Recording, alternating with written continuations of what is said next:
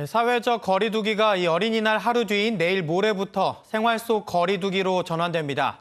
구체적으로 어떤 점이 달라지는 건지 복지부 출입하는 이수아 기자와 더 자세한 이야기 나눠봅니다. 안녕하세요.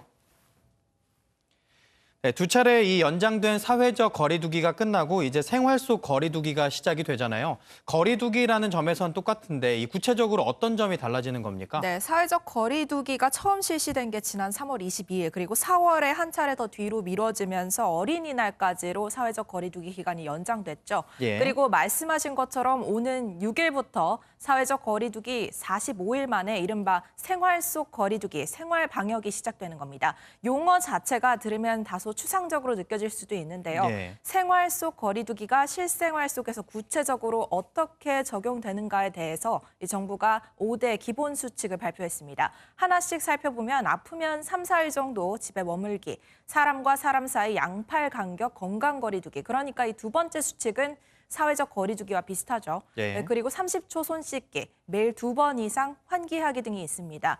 사회적 거리두기와 가장 큰 차이점이라고 하면은 한동안 불필요한 외출, 모임 행사 등은 연기하거나 취소하라고 했지만은 네. 앞으로는 동문회, 회식 등 모임이 원칙적으로 허용됩니다. 또 앞서서 리포트에서 봤듯이 생활 방역 전환과 함께 초중고 등교 수업도 시작될 방침인데요. 오는 18일부터 학년별로 나눠서 순차적으로 등교하는 방안에 무게가 실리고 있습니다. 네.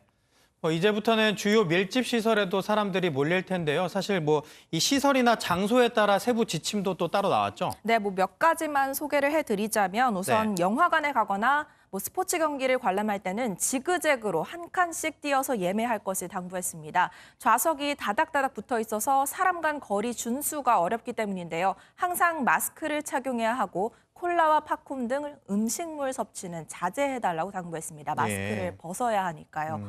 또 공연장에서 가수의 노래를 따라 부르는 이른바 떼창, 산 정상에 올라서 야호 소리를 지르는 등의 행위는 하지 말아달라고 했습니다. 네. 일상생활에서 침방울이 튈 수 있는 행위이기 때문이죠.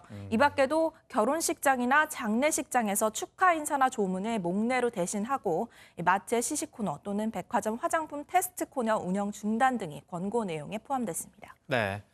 네, 어쨌든 이 코로나 블루라는 말이 나올 정도로 사실 이 강도 높은 거리두기에 지쳐가는 시민들에게는 반가운 소리인데요.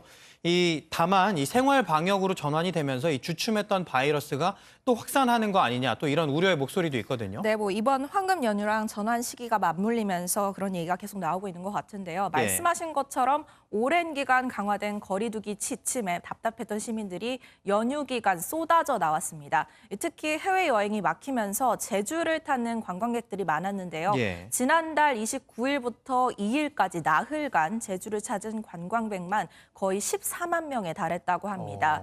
문제는 날씨가 더워지면서 마스크를 턱에 걸치거나 아예 쓰지 않는 사람들도 늘고 있고 예. 나들이 일파가 몰리면서 1m 거리두기도 제대로 지켜지지 않는다는 현장 목소리가 나오고 있습니다. 예. 실제로 제주도가 현장 모니터링에 나섰는데 실외에서 관광객의 60%만 마스크를 쓰고 있었다고 하니까 10명 중 4명은 마스크 없이 관광에 나선 셈이죠.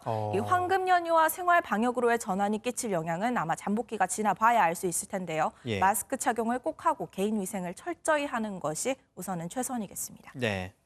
네, 주제를 좀 바꿔보겠습니다. 미국 FDA가 이 렘데시비르를 코로나19 치료제로 긴급 승인했다고 하는데 이 첫 치료제로 그럼 되는 건가요? 네, 미 식품의약국에서 코로나19 치료제로 긴급 승인을 한 것이 맞고요. 당장 네. 다음 주 월요일부터 쓰이게 됐습니다. 네. 임상시험 예비 결과가 나오면서 승인이 내려진 건데 보통 코로나19 회복 기간이 15일 정도라면 이를 11일 정도로 줄여준다는 겁니다. 네. 이 긴급 승인은 사실 정식 허가와는 조금 다릅니다. 그렇기 때문에 의심 환자나 확진자 중에서도 입원 환자 중 중증 환자의 치료에만 사용할 수 있도록 제한을 뒀는데요. 예. 중증이라고 하면 흔히 말하는 에크모, 인공호흡기 등을 필요로 하는 경우입니다. 예. 일본도 이미 승인 절차를 간소화해서 2달 안으로 렘데시비르 사용을 할 수 있을 전망입니다. 네.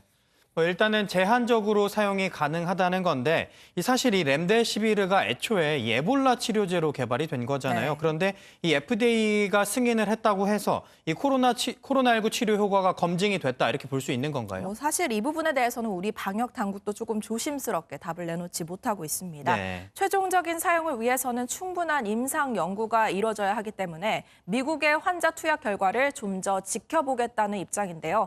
효과가 인정되면 우리도 특례 수입을 통해서 렘데시비르를 코로나 치료에 쓰겠다는 말도 덧붙였습니다. 네. 한 가지 알아둬야 할 점은 렘데시비르는 말씀하신 대로 에볼라 치료제로 개발됐지만 네. 사실 이번 코로나 사태 전까지 연구 대상을 다 채우지 못해서 제대로 된 임상 시험도 진행하지 못하고 있었죠. 네. 그런 만큼 약의 효능, 부작용 등이 정확히 알려지지 않은 상태인 것은 맞습니다. 네. 현재까지 알려진 부작용은 간염증, 구토, 식은땀 등인데 아마 코로나 환자에게 쓰이면서 약에 대한 더 정확한 정보가 나오지 않을까 싶습니다. 네. 네, 이제 모레부터는 거리 두기가 다소 완화가 됩니다. 하지만 여러 전문가들은 언제든 감염이 발생할 수 있는 만큼 주의를 당부하고 있는데요. 무엇보다 생활 수칙을 철저히 지키는 게 중요할 것 같습니다. 지금까지 이수아 기자와 이야기 나눠봤습니다. 고맙습니다.